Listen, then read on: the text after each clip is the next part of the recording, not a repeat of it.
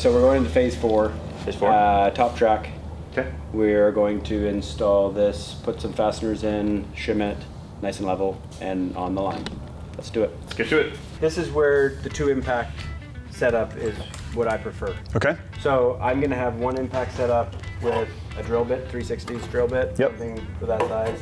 And then I'll have another one with a 6-inch extension as well, with my socket in there, the appropriate socket for my ledger locks. fasteners.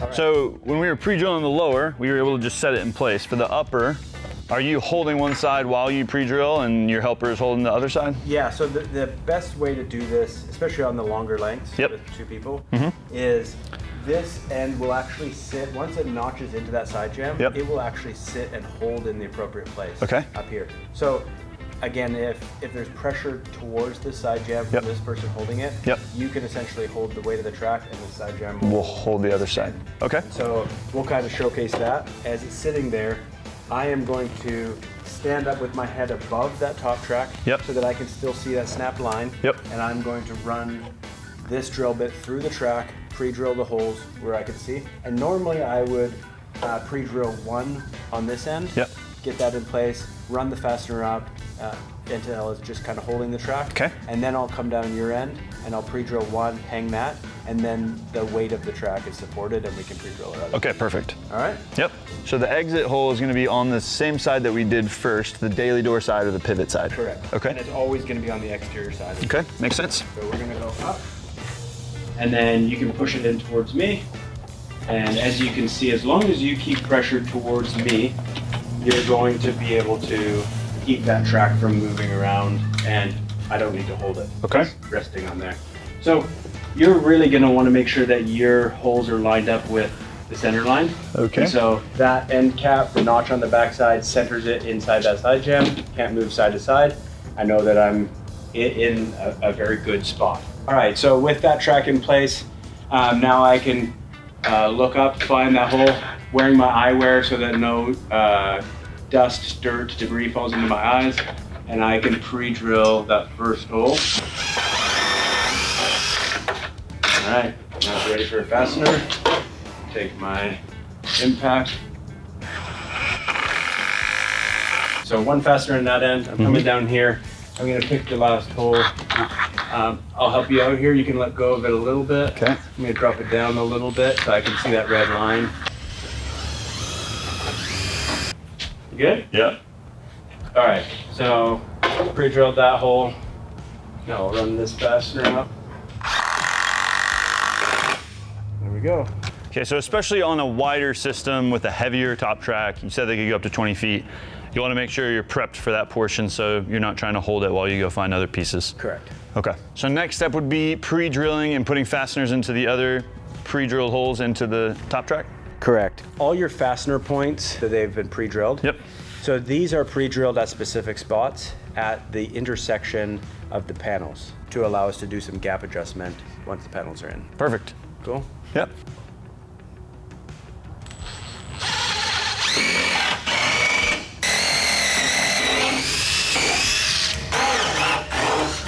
So your fastener locations are important. So on every system where the doors are going to hang, you're going to have 2 fastener points very close to the end. Then you're going to have 1 at the end of the hinge piece. And then you're going to have another 1 here at that opening hole. And then the spacing on them depend on the width of the panels so that they land in the center. Makes sense.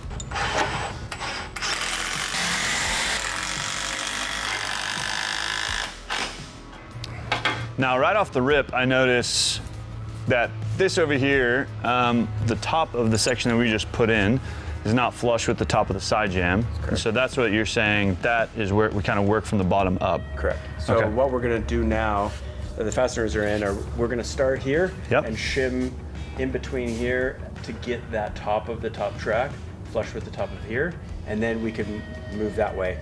There's 2 ways to do that. If we trust that our bottom track is perfectly level, we could parallel this and know that that top track is level. Okay.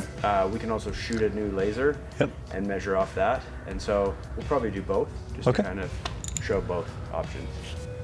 Okay, when I'm shimming, I like to be on a ladder because I like to be at about head height. So I can see what's going on up here. I can see there's some wood chips up in here. And so again, I want to make sure that my shim is resting with no debris in between. Sure. My beam is sloping a little bit. Okay. I've shimmed the bottom surface, so I figured that the top surface would also be leaning because it's built square off a unlevel floor. Okay. And so we're probably going to get a bigger gap here, and then it'll taper to that Smaller end, gap, okay. as we level it out.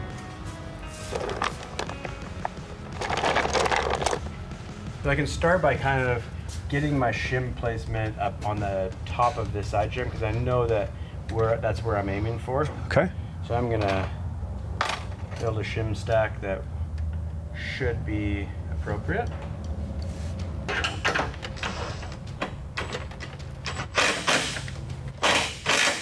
Right away as I tighten up, I can see that it's looking pretty level. Uh-huh. I think we should set our laser up and we'll set it at a high point. So important to note, if you're doing it on this surface, it's never going to be flat because of the kind of the weather sealing that you have there. So you really want to start at this end because you know that you could basically measure off the top of this side jamb, and really that's your measurement. So you're right at 21. Yeah.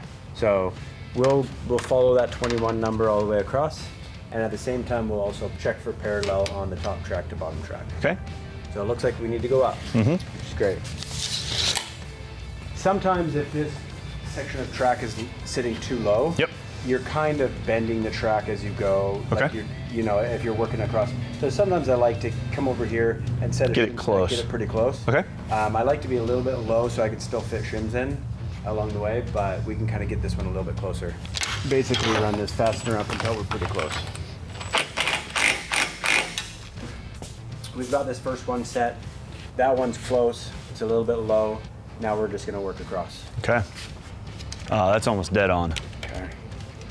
So I know that It can come up a skosh.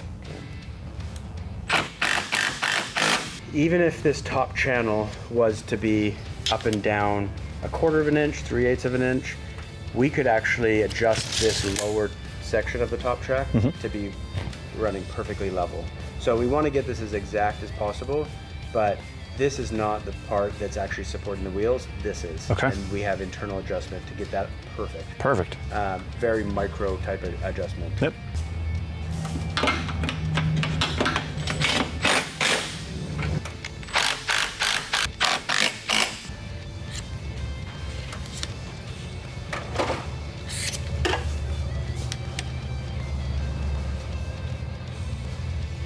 '21s across the board.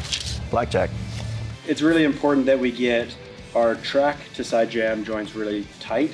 And so down here, we're gonna make sure that this side jamb is nice and tight in this seam here, and this top track joint is nice and tight. So this is actually a square cut on the top of this channel here. We want that as tight as possible to that surface. And then this secondary part of this track, it actually has a little bit of side-to-side movement in it. So you just wanna make sure it's nice and pushed over tight to that side joint.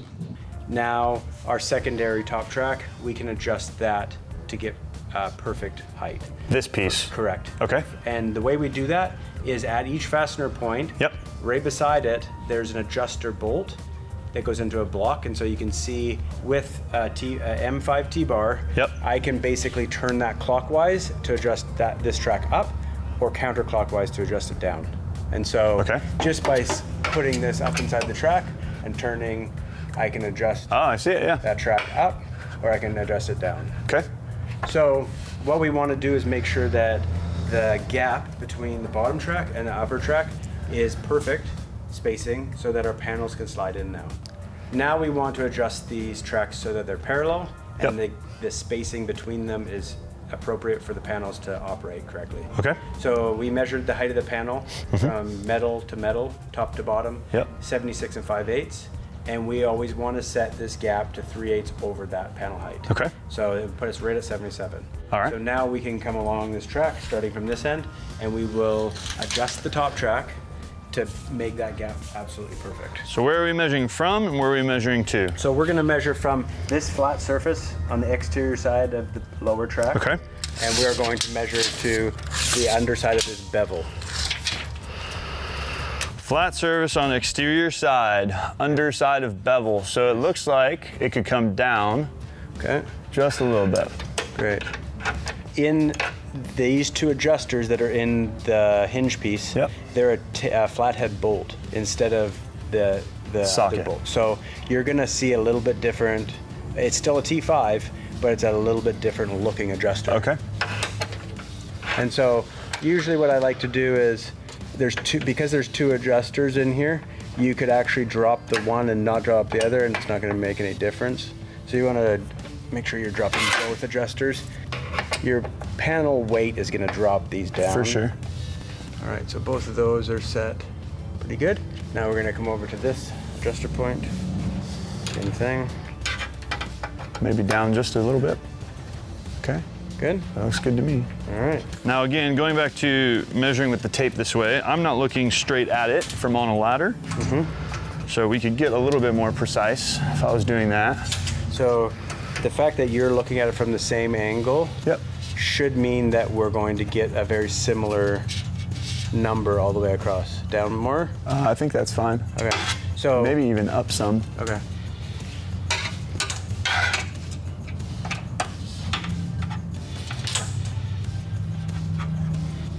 Up a bit? Yep. Right there is good. Okay. Okay, exterior side on the lower. Okay, this one can come down just a bit. Right there. Okay. Once we put a panel in, we're gonna know whether that adjustment is right. And so if the wheels slide in on this end, they should, because they're parallel, it should travel all the way. Nice and smooth. If we're trying to put that panel in and the wheels don't fit, we may have to readjust this and then carry that adjustment. Sounds good. Okay. So is that the end of phase 4? That is the end of phase 4. Tracks, side jam is set. This system is ready for panels. Time to look at some glass. Now we have 3 sides of our frame put in. Yep. We know it's straight, it's square, it's level, it's plumb. We are ready to put panels in. So as of now, the frame that is necessary to get panels in is done. Okay. Phase 4 is done. We're on to phase 5. Phase 5.